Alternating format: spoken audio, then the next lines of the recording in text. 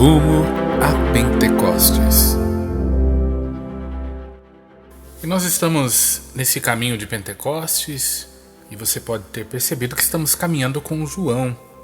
E o trecho que nós vamos estudar hoje está no capítulo 10 do Evangelho de João.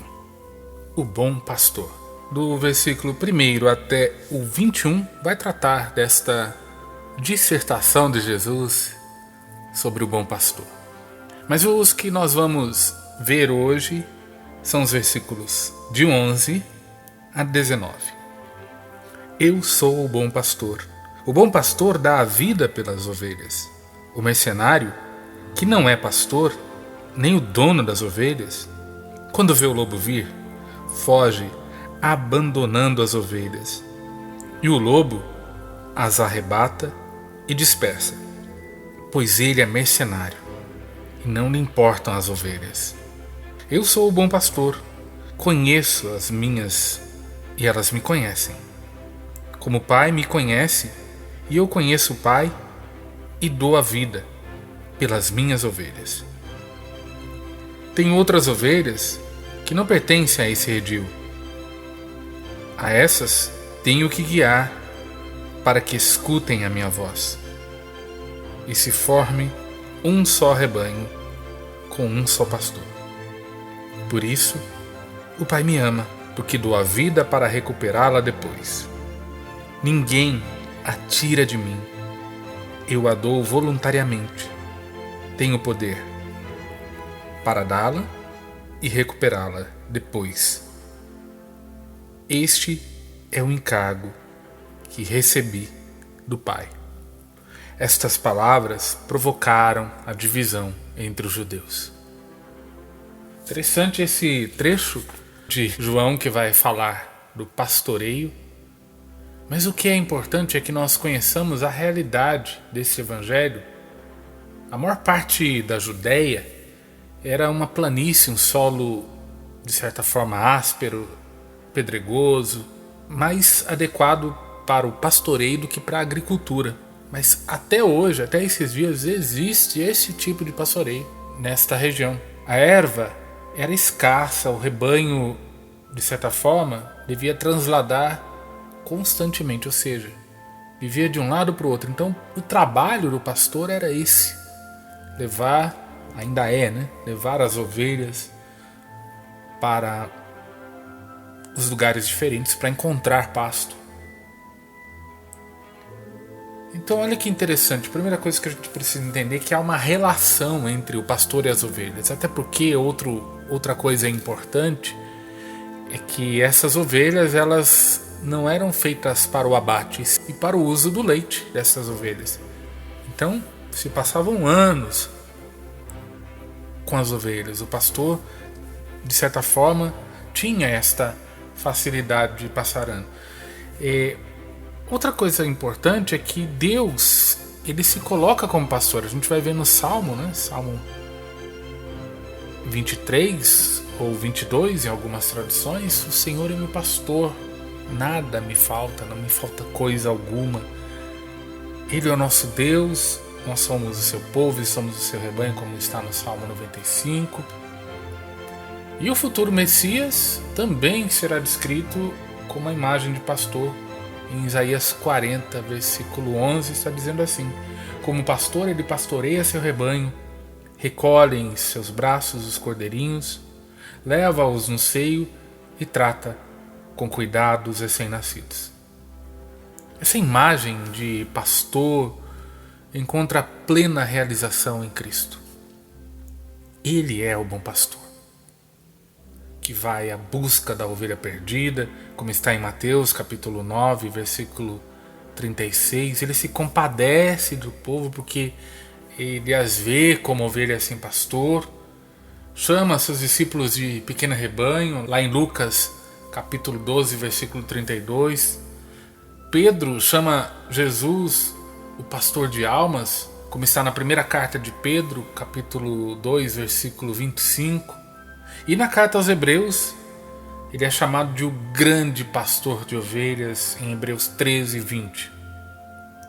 De Jesus, o bom pastor, essa passagem evangélica tem algumas características. A primeira é essa do conhecimento recíproco, né? Ele conhece, elas conhecem a minha voz e eu as conheço, ou seja, essa intimidade, essa proximidade que eu disse logo no começo, o pastor que passa anos com as ovelhas.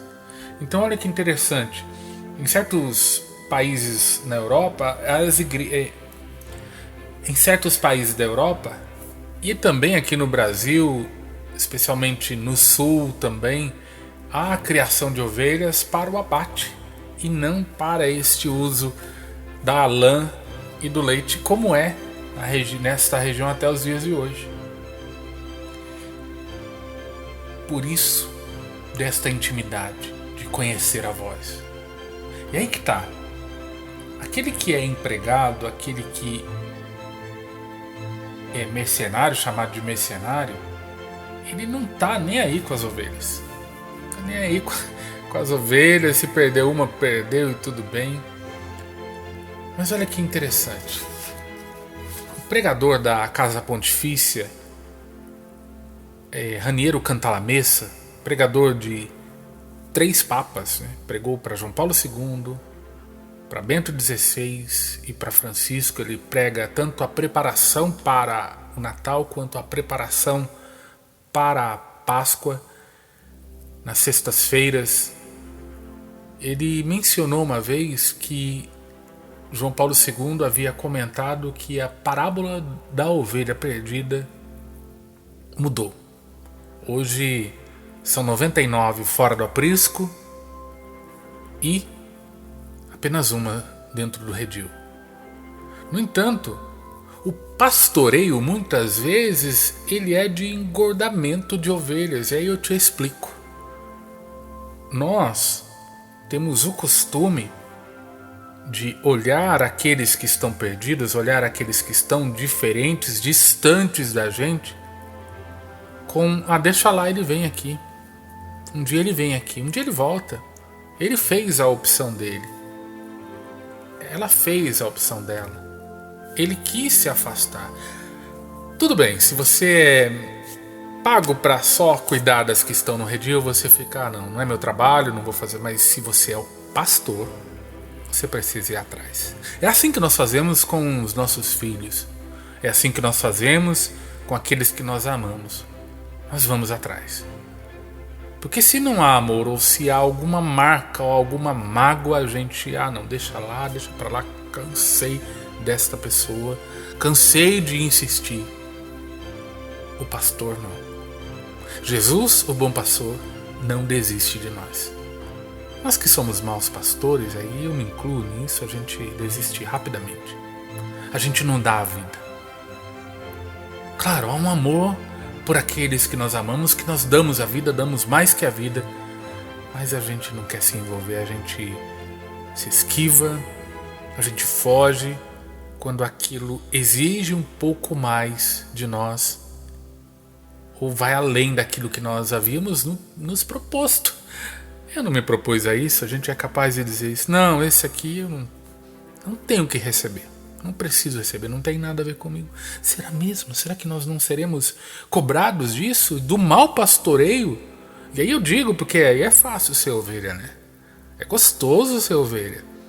É gostoso receber de Jesus os consolos. Mas aqui, onde você está ouvindo este áudio nesse momento, está na hora de deixar de ser só ovelha e começar a pastorear. E esse é o chamado para nós. Seguimos o exemplo deste bom pastor que dá a vida, que conhece.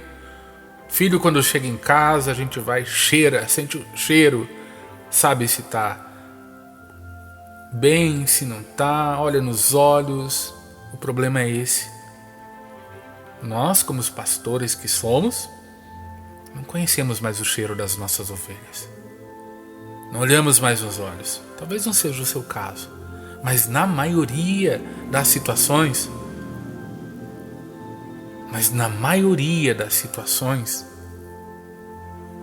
nós deixamos passar. Nós ainda dizemos, não é minha obrigação. Isso não tem nada a ver comigo, eu já tenho tanta preocupação. Às vezes as pessoas se aproximam da gente e a gente age como se fosse um funcionário pago para fazer só aquilo que a gente foi contratado para fazer. Qual é o seu contrato? Qual é o seu chamado enquanto cristão? Ou enquanto pessoa boa? Onde é que você deixou de ser bom, generoso? Onde é que você deixou de dar a vida pelos seus e por aqueles que se aproximam? Isso a gente pode dizer de coisas pequenas, pessoas que nos aproximam do Senhor ou se aproximam de nós para um simples pedido de informação, para uma esmola. Como é que você reage? Qual resposta você dá? É uma resposta de mercenário ou uma resposta de pastor? As pessoas olham para você e veem mais este mercenário ou veem mais o rosto do bom pastor? O bom pastor dá a vida pelas ovelhas. Vem Espírito Santo e nos ensina a termos um coração semelhante ao de Jesus, o bom pastor. Nós queremos também esta docilidade, esta amabilidade, a capacidade de demonstrar carinho, zelo, cuidado com aqueles que estão à nossa volta, com aqueles que nós julgamos ser a nossa responsabilidade, mas hoje nós queremos expandir o nosso coração. Dá-nos um coração que se compadece com o sofrimento do outro, com o sofrimento daquelas que são ovelhas, assim como o próprio Jesus se compadeceu diante de Jerusalém, olhando para aquela cidade, para aquelas pessoas, como ovelhas sem pastor. Faz-nos estas referências de bondade, de amor, de generosidade, onde quer que nós estejamos, no trabalho, em casa, na rua, no trânsito, que sejamos bons pastores, sinal de salvação, sinal de mudança, sinal de transformação na vida daqueles que se aproximaram. Que sejamos nessa simplicidade do cajado da nossa fé, aqueles que levam um pouco de paz em tempos tão difíceis, um pouco de esperança em tempos de desespero, de angústia, amor em tempos de ódio, de sofrimento. Que sejamos luz neste mundo tenebroso. Amém.